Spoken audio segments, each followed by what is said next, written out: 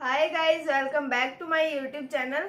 हम पढ़ रहे थे मेवाड़ राजवंश के बारे में, जिसमें हमने रायमल के बारे में पढ़ा। उनके 3 पुत्र थे, पृथ्वीराज सिसोदिया जिसे उड़ना राजकुमार कहा जाता था, और संग्राम सिंह जिन्हें हम राणा सांगा के नाम से आगे पढ़ेंगे, और एक थे जयमल। तो अब हम पढ़ते हैं मेवाड़ राजवंश के एक प्रतापी शासक राणा सांगा के बारे में।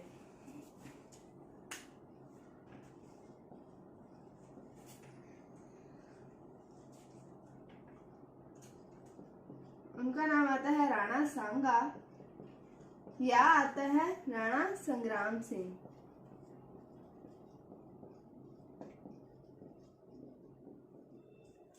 इनका टाइम पीरियड आता है 1509 ईस्वी से 1528 ईस्वी तक। राणा सांगा या राणा संग्राम सिंह, इनका टाइम पीरियड आता है 1509 ईस्वी से 1528 ईस्वी तक। इन्हें हिंदू पंथ बादशाह कहा जाता है।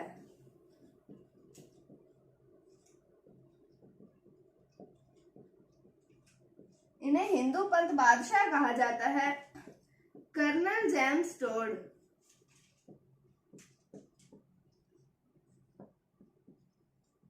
कर्नल जेम्स टोड इन्हें क्या कहते हैं? सैनिकों का भग्नावशेष।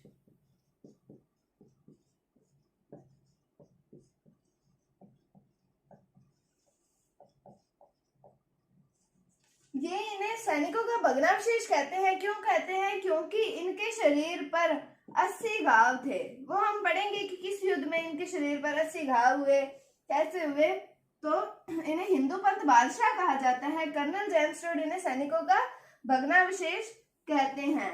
और इनके समकालीन, जब ये बैठे थे राजगद्दी पे, तब इनके समकालीन दिल्ली में चल रहा था लोधी वंश, जिसका शासक था सिकंदर लोधी।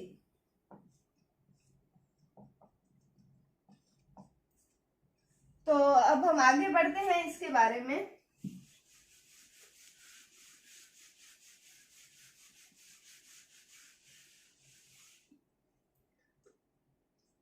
तुम मेवाड़ के तो हैं महाराणा सांगा,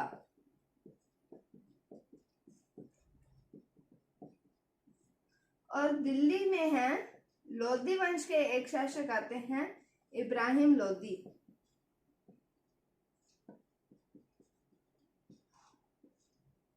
और फरगना, ये वर्तमान पाकिस्तान की जगह है। यहाँ पे 1483 ईस्वी में हुआ बाबर का जन्म, और 1494 ईस्वी में ये फरगना की राजगद्दी पर बैठा था। तो हमने देखा मेवाड़ में तो है महाराणा सांगा, दिल्ली में है इब्राहिम लोधी, और फरगना में 1483 ईस्वी में बाबर का जन्म होता है, और 1494 ईस्वी में ये गद्दी पर बैठता है। किसकी? फरगना की गद्दी पर। उसके बाद में हम देखते हैं इनके बीच में युद्ध होता है, एक खतौली का युद्ध।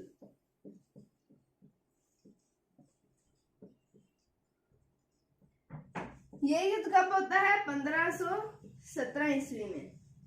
1517 ईस्वी में इन दोनों के मध्य होता है खतौली का युद्ध।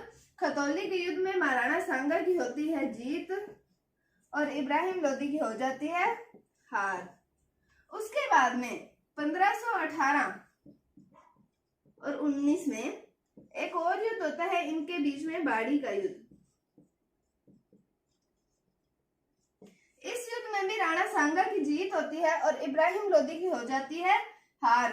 ये जो खतौली है ये वर्तमान बूंदी में स्थित है, और ये जो बाड़ी है ये वर्तमान धौलपुर में स्थित है। और इस समय हम देखेंगे जो बाड़ी का युद्ध था, ये इब्राहिम लोधी के 2 सेनापति थे, जिनका नाम आता है मियां हुसैन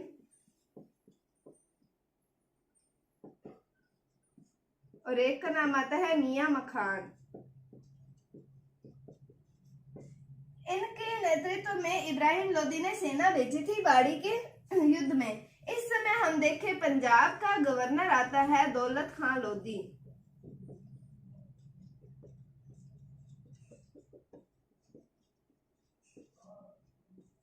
दौलत खां लोधी आता है, ये बाबर के पास एक संदेश भेजता है कि इब्राहिम लोधी पर आक्रमण करे।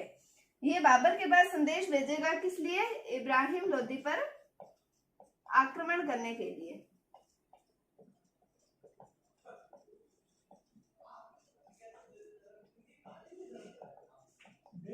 इब्राहिम लोदी पर आक्रमण का संदेश भेजता है, कौन भेजता है? दौलत खान लोदी भेजता है इब्राहिम लोदी पर आक्रमण करने का संदेश बाबर के पास।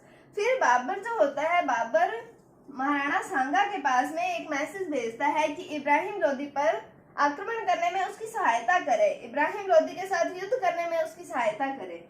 लेकिन जो राणा सांगा हैं वो सहायता नहीं करते हैं।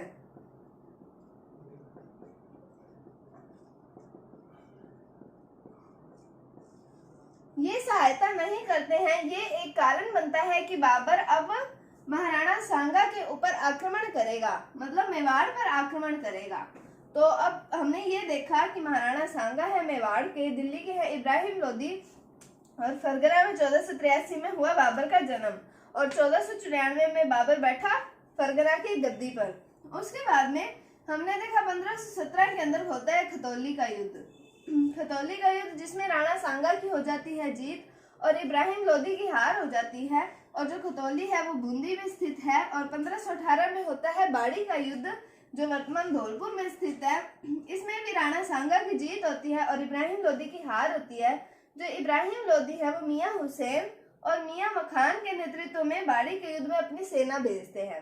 उस समय अगर हम देखें तो पंजाब के हैं दौलत खान लोदी, ये इब्राहिम लोदी पर आक्रमण करने का संदेश भेजते हैं, किसको? बाबर को।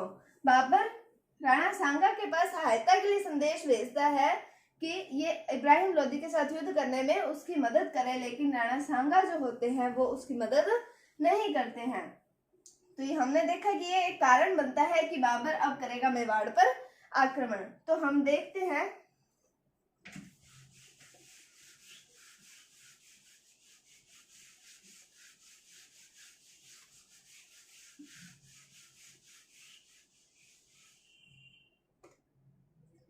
अब हम बीच में थोड़ा सा देखते हैं कि मालवा में है महमूद खिलजी द्वितीय।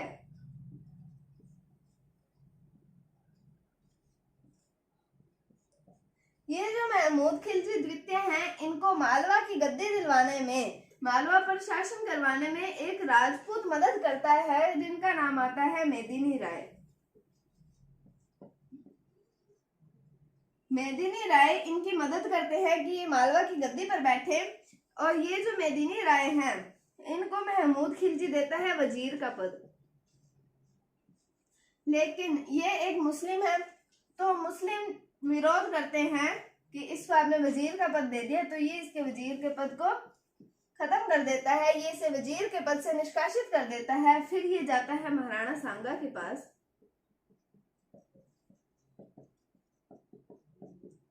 और महाराणा सांगा जो है वो इन्हें देते हैं गागरोन की जागीर।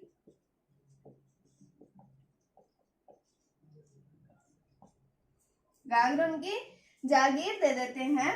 फिर अब महमूद खिलजी जो है वो करेगा गागरोन पर आक्रमण करेगा। तो अब हम वो देखते हैं।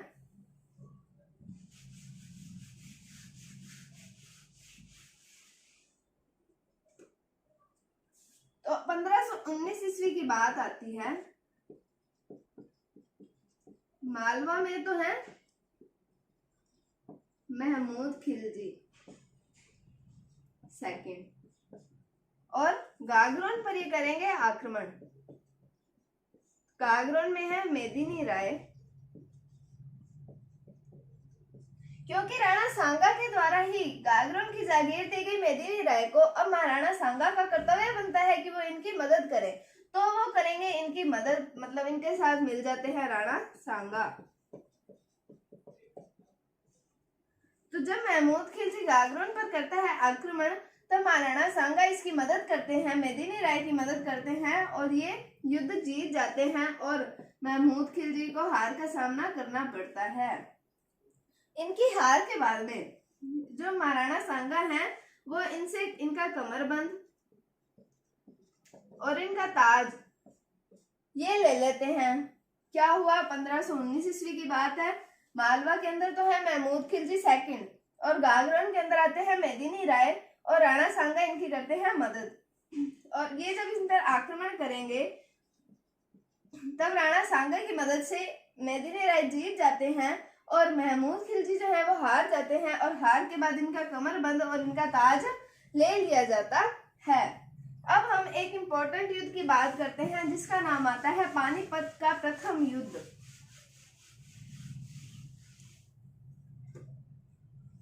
तो बात आती है 1526 ईस्वी की, होता है पानीपत का प्रथम युद्ध।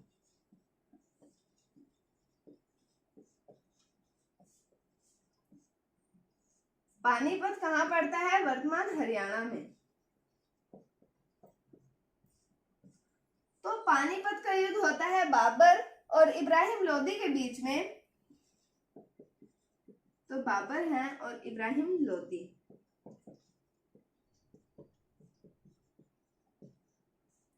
जब इन दोनों के बीच में युद्ध होता है उसमें हो जाती है बाबर की जीत और इब्राहिम लोदी की हो जाती है हार।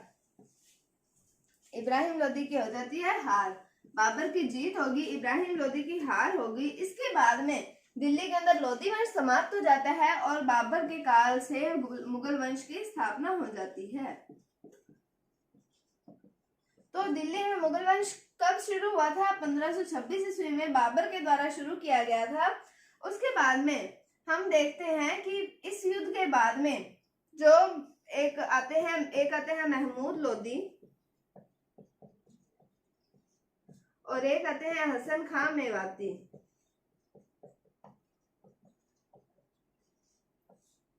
ये दो अफगान सरदार हैं, ये हो जाते हैं राणा सांगा के पक्ष में।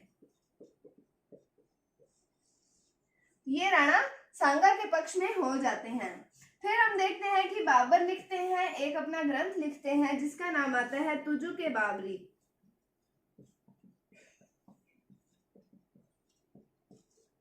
या जिसे बाबरनामा भी कहा जाता है। तो ये लिखा गया था तुर्की भाषा में और इसका फारसी में अनुवाद किसने किया था? अबुर रहीम खाने खाना ने।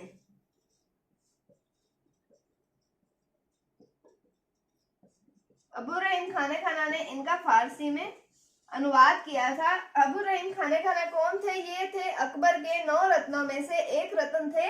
कौन थे? अबुर रहीम खाने खाना। तो हमने देखा 1526 में हुआ पानीपत का फर्स्ट बैटल हुआ जो पानीपत पड़ता है हरियाणा में, बाबर और इब्राहिम लोदी के मध्य हुआ, जिसमें बाबर जीत जाता है और इब्राहिम लोदी की हार हो जाती है। फिर दिल्ली में मुगल वंश स्थापित हो जाता है। हमने इसमें ये चीज देखी कि महमूद लोदी और हसन खां मेवाती, ये दो अफगान सरदार आते हैं, ये फिर राणा सांगा के पक्ष में हो जाते हैं। फिर हमने देखा कि बाबर का एक ग्रंथ आता है जिसका नाम आता है तुजुक बाबरी। इससे कई बार प्रश्न पूछा जाता है। बाबर के ग्रंथ का नाम सीधा सीधा पूछ लिया जाता है क्या होता है। तो ये तुर्की भाषा में लिखा गया था, इसे बाबरनामा भी कहा जाता है। और अकबर के 9 रत्नों में से एक रत्न जिनका नाम आता है अबुर रहीम खाने खाना, इन्होंने इसका फारसी में अनुवाद किया था। तो ये था पानीपत का प्रथम युद्ध था। तो अब हम कल पढ़ेंगे और युद्धों के बारे में। तब तक के लिए अगर आपको कोई भी डाउट है तो आप कमेंट सेक्शन में पूछ सकते हैं। अगर आपको वीडियो थोड़ी सी भी अच्छी लगी है तो इसे लाइक कीजिए, शेयर कीजिए और चैनल को सब्सक्राइब जरूर कीजिए। Thank you, thanks for watching, bye bye.